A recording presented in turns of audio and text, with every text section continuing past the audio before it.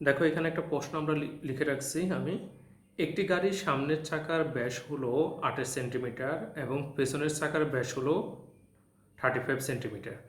88 metre পথ যেতে সামনের চাকা পেছনের চাকা অপেক্ষা কত বার বেশি ঘুরবে?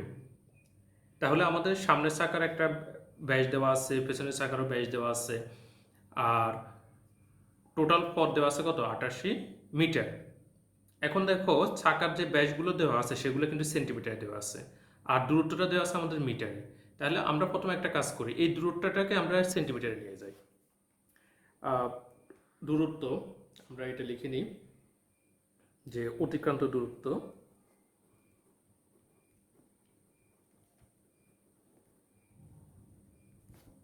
কত? 88 মিটার।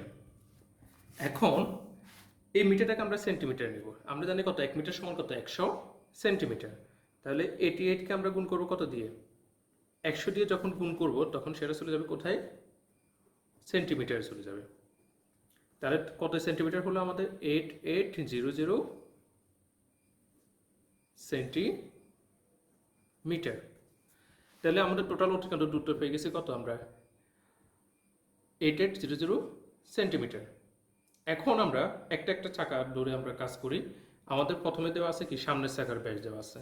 তো দেওয়া আছে, লিখি আমরা, সামনের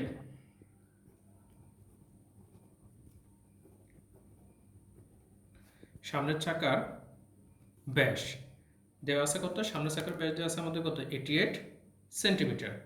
তাহলে সামনের চাকার ব্যাস যদি আমরা 88 সেন্টিমিটার দেওয়া আছে, তাহলে এটা হলো ব্যাস 28 সেন্টিমিটার। 28 সেন্টিমিটার। তো এখান থেকে আমরা ব্যাসার্ধ বের করব। সুতরাং সামনের চাকার ব্যাসার্ধকে আর দিয়ে প্রকাশ করে। আর আমরা জানি কি ব্যাসার্ধ হলো কত? ব্যাসের অর্ধেক। এই ব্যাসার্ধটা ব্যাসের অর্ধেক হওয়ার কারণে এই যে 28কে আমরা কত দিয়ে ভাগ করব? 2 দিয়ে ভাগ করব। এত সেন্টিমিটার। তার মানে কত? 14 সেন্টিমিটার।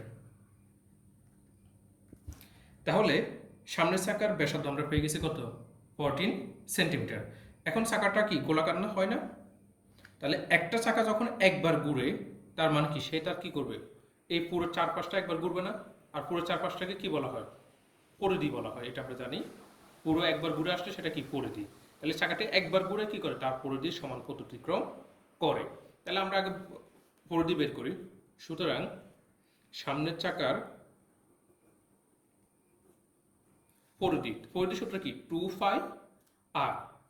2πr সেন্টিমিটার হবে, যেহেতু আমাদের একটা সেন্টিমিটার আছে এই জন্য সেন্টিমিটার লিখছি আমরা। তো 2 এর 2 পায়ের মান আমরা কত ধরবো বলছিলাম? 3.1416 ইন্টু, আর আর এর মান বের হয়েছে কত আমাদের? 14 সেন্টিমিটার। তার মানে কি দাঁড়ালো আমাদের? এটাকে আমরা যদি গুণ করি, গুণ করলে হতেছে আমাদের কত? 87.9648 সেন্টিমিটার। এটা হলো কি? সামনের চাকার পরিধি। এখন এই যে 88 মিটার যেতে, তাহলে সামনের চাকা কয়বার ঘুরে আমরা সেটা বের করব। তাহলে বের করতে হলে কি করতে হবে? এই যে টোটাল দূরত্বকে আমাদেরকে কি করতে হবে? এই পরিধি দিয়ে ভাগ করতে হবে। কারণ আমরা জানি কি চাকাটি একবার ঘুরে কি করে? তার পরিধি সমান পথ অতিক্রম করে। তাহলে সুতরাং সামনের চাকা ঘুরবে, সামনের চাকাটি ঘুরবে, টোটাল দূরত্ব কত আমাদের? 8800 সেন্টিমিটার। আর আমাদের এখানে পরিধি হলো কত? সামনের চাকার পরিধি হলো কত? 879648 সেন্টিমিটার। তাহলে এতবার ঘুরবে। তাহলে এটাকে যদি আমরা ভাগ করি, ভাগ করলে আমাদের আসবে, আমাদের এই ভাগটা আসে কত দেখতেছি? 10004 বার। তো এটাকে আমরা পূর্ণ সংখ্যা 100 বার ঘুরে আর সামনে একটু ঘুরে, তো এটাকে আমরা নিলাম কত? পাই 100 বার নিলাম। তাহলে সামনের চাকাটা ঘুরে কত আমাদের? পাই 100 বার। এবার একইভাবে আমরা পেছনের চাকা বের করব। তো একইভাবে লিখি আমরা পেছনের চাকার ব্যাস, পেছনের চাকার ব্যাস আছে কত আমাদের 35 সেন্টিমিটার। কত? 35 সেন্টিমিটার। সুতরাং পেছনের চাকার ব্যাসার্ধ আর সমান হবে এই 35কে আবার কত দিয়ে ভাগ? 2 দিয়ে ভাগ, তাহলে কত হবে? 17.5 সেন্টিমিটার। সুতরাং পেছনের চাকার পরিধি কত? একই সূত্র, 2 পাই আর সেন্টিমিটার। তাহলে 2 এর 2, পাই মান হলো 3.1416, আর এর মান হলো কত? 17.5 সেন্টিমিটার। তাহলে এটাকে গুণ করলে হতেছে আমাদের পেছনের চাকার পরিধি হলো কত? 109.956 সেন্টিমিটার। সুতরাং পেছনের চাকাটি ঘুরবে, পেছনের চাকাটি ঘুরবে, টোটাল দূরত্ব হলো কত? 8800 সেন্টিমিটার, আর এটাকে ভাগ করবো কত দিয়ে? আমরা 109.956 সেন্টিমিটার দিয়ে। তাহলে এটাকে ভাগ করলে হয় 84N032 বার।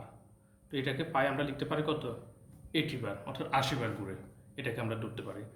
সুতরাং সামনের চাকা বেশি বার ঘুরবে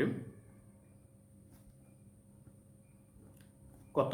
সামনের চাকা ঘুরে কত? 100 বার, আর পেছনের চাকা ঘুরে 20 বার, তার মানে 80 বার, তার মানে 20 বার বেশি ঘুরবে।